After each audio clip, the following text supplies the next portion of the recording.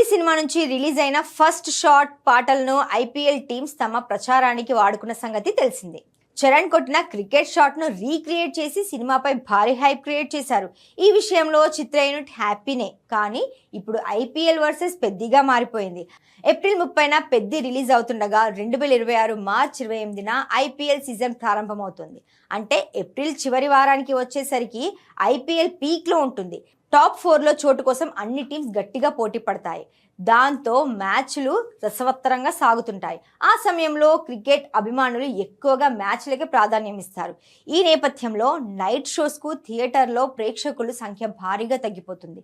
నిజానికి Indian premier league effect సినిమాలపై పడటం కొత్తేమీ కాదు.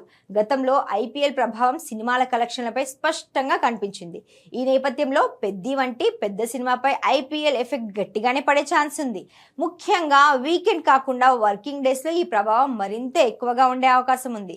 ఐపీఎల్ ఫీవర్ మధ్య కూడా ప్రేక్షకులను పెద్ది మూవీ థియేటర్లకు రప్పించగలదా లేదా అన్నది ఇప్పుడు ఆసక్తికరంగా మారింది. ఒకవేళ మంచి టాక్ వస్తే ఐపీఎల్ ప్రభావాన్ని తట్టుకొని మంచి కలెక్షన్లు సాధించే అవకాశం ఉంది. లేదంటే పెద్ది కలెక్షన్స్ పై ప్రభావం పడటం ఖాయం. అయితే అసలు పెద్ది సినిమా అనుకున్న సమయానికి రిలీజ్ అవుతుందా లేదా అనే సందేహాలు వెలువడుతున్నాయి. మరి బుచ్చిబాబు ఎలా ప్లాన్ చేస్తున్నాడో చూడాలి.